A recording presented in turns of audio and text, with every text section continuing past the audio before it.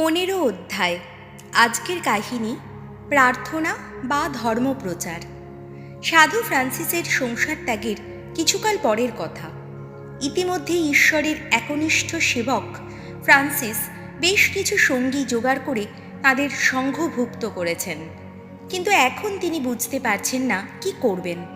তিনি কি ধ্যান প্রার্থনা নিয়ে মগ্ন থাকবেন, নাকি মাঝে মধ্যে ঈশ্বরের বাণীও প্রচার করবেন? কাজেই এ বিষয়ে ঈশ্বরের কি ইচ্ছা তা জানার জন্য তিনি ব্যাকুল হয়ে উঠলেন। এদিকে তিনি এতই বিনম্র যে নিজের বিচার বুদ্ধি বা প্রার্থনার ওপরও নির্ভর করতে পারছেন না। তাই তিনি ঠিক করলেন যে অন্যদের প্রার্থনার মাধ্যমে ঈশ্বরের ইচ্ছা জানবেন। সঙ্গী মাসিওকে ডেকে তিনি বললেন, ভগ্নী ক্লারাকে গিয়ে আমার নাম করে বলো তিনি যেন সবচেয়ে ধর্মপ্রাণা কয়েকজন সন্ন্যাসিনীকে নিয়ে আমার জন্য ঈশ্বরের কাছে প্রার্থনা করেন, যাতে ঈশ্বর আমাকে জানিয়ে দেন কোন পথ আমার পক্ষে শ্রেয়। ঈশ্বরের বাণী প্রচার করা, না ধ্যান প্রার্থনায় সম্পূর্ণরূপে মগ্ন থাকা? সেখান থেকে তুমি সিলভেস্টারের কাছে গিয়ে একই অনুরোধ করো। সন্ন্যাস নেওয়ার আগে সিলভেস্টার খ্যাতনামা পণ্ডিত ছিলেন, এবং ইনি সেই ভাগ্যবান ব্যক্তি যিনি সাধু ফ্রান্সিসের মুখ থেকে স্বর্ণ ক্রুশ নির্গত হতে দেখেছিলেন, যে ক্রুশ আকাশ ছুঁয়ে আছে এবং তার দুই বাহু দিগন্ত পর্যন্ত বিস্তৃত। সাধক সিলভেস্টারকে ভগবানের আদেও কিছুই নেই। তিনি প্রায়ই ঈশ্বরের সঙ্গে কথা বলতেন। এইসব কারণে সাধু ফ্রান্সিস তাঁকে বিশেষ শ্রদ্ধা করতেন। সাধু ফ্রান্সিসের কথা মতো সন্ন্যাসী মাসিও প্রথমে সাধ্বী ক্লারা এবং তারপর সন্ন্যাসী সিলভেস্টারের কাছে গেলেন। খবর পাওয়া মাত্র সিলভেস্টার প্রার্থনায় বসলেন এবং ঈশ্বরের উত্তরও পেয়ে গেলেন। তিনি ম্যাসিওকে ডেকে বললেন, সন্ন্যাসী ফ্রান্সিসকে আপনি ভগবানের এই কথা বলুন। ভগবান তাকে কেবল তার আত্মার মুক্তির জন্যই আহ্বান করেননি, বরং তার মাধ্যমে যাতে অনেক মানুষ মুক্তি পায় সেই জন্যই ঈশ্বর তাকে ডেকেছেন। এরপর মাসিও গেলেন সাধ্বী ক্লারার কাছে। সাধ্বী ক্লারা বললেন যে তিনি এবং তার সঙ্গিনীরাও সন্ন্যাসী সিলভেস্টারের মতো ঈশ্বরের কাছ থেকে একই উত্তর পেয়েছেন। কাজেই উত্তর নিয়ে মাসিও ফ্রান্সিসের কাছে ফিরে এলেন। সাধু ফ্রান্সিস তার পা ধুইয়ে অভ্যর্থনা করলেন এবং নিজের হাতে তার খাবার সাজিয়ে দিলেন। খাওয়া শেষ হলে তিনি মাসিওকে নিয়ে বনে গেলেন এবং সেখানে তার সামনে হাঁটু গেড়ে বসে শির বস্ত্র খুলে হাত দুটো ক্রুশের মতো ভাঁজ করে মাসিওকে জিজ্ঞেস করলেন, আমার প্রভু যিশু কি আদেশ দিয়েছেন? মাসিও উত্তর দিলেন, খ্রিস্ট যিশু সন্ন্যাসী সিলভেস্টার এবং সন্ন্যাসিনী ক্লারা ও তার সঙ্গিনীদের একই উত্তর দিয়েছেন। তিনি বলেছেন যে তার ইচ্ছা আপনি পৃথিবীতে মঙ্গলবাণী প্রচার করুন। তিনি আপনাকে শুধুমাত্র আপনার মুক্তির জন্য আহ্বান করেননি, বরং আরও অনেকের মুক্তির জন্য আহ্বান করেছেন। এ কথা শুনে এবং তা যে স্বয়ং যিশুরই কথা তা নিশ্চিত জেনে সাধু ফ্রান্সিস আনন্দে আত্মহারা হয়ে বললেন, চলো আমরা ঈশ্বরের নামে বেরিয়ে পড়ি। দুই সাধক মাসিও ও এঞ্জেলাকে সঙ্গে নিয়ে তিনি বেরিয়ে পড়লেন।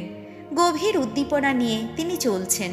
পথঘাটের দিকে কোনো খেয়াল নেই। এক সময় তারা দুর্গ শহর কান্নাড়ায় এসে পৌঁছলেন। এখানে সাধু ফ্রান্সিস লোকদের কাছে ঈশ্বরের বিষয়ে কথা বলতে শুরু করলেন। কথা বলার শুরুতে তিনি এক ঝাঁক বাবুই পাখিকে কিচিরমিচির শব্দ বন্ধ করতে হুকুম দিলেন এবং তার কথা শেষ না হওয়া পর্যন্ত চুপ করে থাকতে বললেন। পাখিগুলি তার আদেশ মতো চুপ করে রইল। তার হৃদয়গ্রাহী উপদেশ শুনে শ্রোতারা এতই অভিভূত হয়ে পড়লেন যে শহরের নারী পুরুষ তাদের ঘরবাড়ি ছেড়ে তাকে অনুসরণ করতে চাইল। কিন্তু তিনি তাদের নিরস্ত করে বললেন, আপনারা ব্যস্ত হবেন না, আপনাদের ঘর সংসার ত্যাগ করতে হবে না। আপনাদের আত্মার মুক্তির জন্য কি করতে হবে তা আপনাদের বুঝিয়ে দিচ্ছি। এই সময়ই সাধু ফ্রান্সিস স্থির করলেন যে বিশ্বে সংসারী মানুষের আত্মার মুক্তির জন্য তিনি এক উপসংঘ প্রতিষ্ঠা করবেন। এটি তার সংঘের তৃতীয় শাখা। এভাবে এখানকার লোকদের মনে আশার আলো জ্বালিয়ে এবং কৃচ্ছ সাধনে উৎসাহিত করে তিনি আরম্যানো এবং বিভাগন শহরের মধ্যবর্তী এক জায়গায় চলে গেলেন। একই উদ্দীপনা নিয়ে তিনি পথ চলছেন। এক জায়গায় দেখতে পেলেন পথের ধারে একটি গাছের উপর অসংখ্য পাখি বসে আছে। তা দেখে তিনি বিস্ময়ে অভিভূত হয়ে পড়লেন। তিনি তার সঙ্গীকে বললেন, তুমি এখানে অপেক্ষা করো, আমি আমার বোন ওই পাখিদের ধর্মোপদেশ দিয়ে আসি। পথ থেকে মাঠে নেমে তিনি মঠের পাখিগুলোকে উপদেশ দিতে শুরু করলেন। দেখতে দেখতে গাছের পাখিগুলিও তাঁর কাছে চলে এলো। তিনি যতক্ষণ উপদেশ দিলেন পাখিগুলি ততক্ষণ স্থির হয়ে বসে রইল, এবং এমনকি তিনি যতক্ষণ না ওদের আশীর্বাদ দিলেন ওরা সেখান থেকে নড়ল না। পরে সন্ন্যাসী মাসিও সন্ন্যাসী ডেকোমো ডামাসাকে বলেছিলেন যে সাধু ফ্রান্সিস যখন ওই পাখিগুলির মধ্য দিয়ে হেঁটে আসছিলেন তখন পাখিগুলির গায়ে তার কাপড়ের ছোঁয়া লাগলেও পাখিগুলি চঞ্চল হয়ে ওঠেনি। সংক্ষেপে সাধু ফ্রান্সিসের উপদেশ এই, আমার ছোট্ট পাখি বোনেরা, তোমরা তোমাদের সৃষ্টিকর্তা ঈশ্বরের কাছ থেকে অনেক কিছু পেয়েছ, তাই তোমরা যেখানেই থাকো তার মহিমা কীর্তন করবে। তিনি তোমাদের 2-3 পরত পালকের পোশাক পরিয়েছেন, যেখানে খুশি উড়ে বেড়াবার স্বাধীনতা দিয়েছেন। নোয়ার জাহাজে তিনি তোমাদের বংশ রক্ষা করেছেন, যাতে তোমরা পৃথিবী থেকে বিলুপ্ত হয়ে না যাও। তাছাড়া তিনি তোমাদের বাতাস দিয়েছেন। আবার দেখো, তোমরা চাষবাস করো না, ফসলও কাটো না, তবুও ঈশ্বর তোমাদের খাবার যোগান। নদী ও ঝর্ণার জলে তোমাদের তৃষ্ণা মেটান। পাহাড় পর্বতে তোমাদের আশ্রয় দেন। বড় বড় গাছ রয়েছে তোমাদের বাসা বাঁধার জন্য। তোমরা সুতো কাটতে বা কাপড় বুনতে জানো না, তবুও দেখো ঈশ্বর তোমাদের ও তোমাদের বাচ্চাদের কত সুন্দর কাপড় পরিয়ে দেন। তোমাদের সৃষ্টিকর্তা তোমাদের কতই না ভালোবাসেন, তাই তো তিনি তোমাদের এত কিছু দিয়েছেন।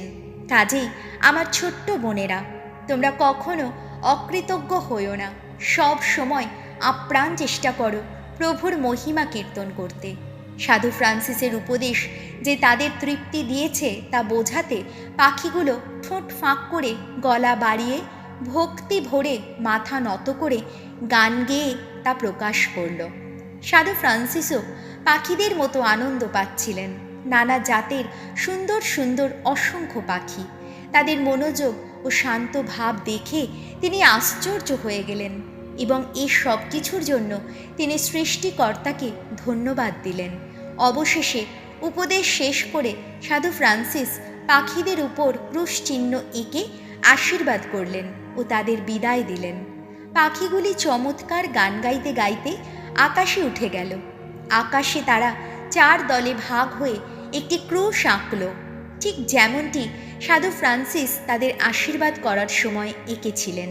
তাদের একদল উড়ে গেল পূর্বে, আর একদল পশ্চিমে, আর একদল উত্তরে এবং চতুর্থ দল দক্ষিণে। এইভাবে মধুর কণ্ঠে গান গেয়ে চারদিকে উড়ে যেতে যেতে পাখিগুলি যেন বোঝাতে চাইল যে ক্রুশ ভক্ত সাধু ফ্রান্সিস যেমন তাদের শিক্ষা দিয়ে তাদের উপর ক্রুশের চিহ্ন এঁকে আশীর্বাদ করেছেন যাতে তারা পৃথিবীর চারদিকে ছড়িয়ে পড়ে, তেমনি খ্রিস্টের ক্রুশ মাহাত্ম্যের কথা সাধু ফ্রান্সিস ও তার ভাব শিষ্যদের মাধ্যমে পৃথিবীর চারদিকে ছড়িয়ে পড়বে এবং এই পাখিদের মতোই তার ভাব শিষ্যদের নিজের বলতে কিছুই থাকবে না। তারা তাদের জীবন সম্পূর্ণরূপে সঁপে দেবেন করুণাময় বিধাতার ওপর। প্রভু যিশুর জয় হোক। আমেন।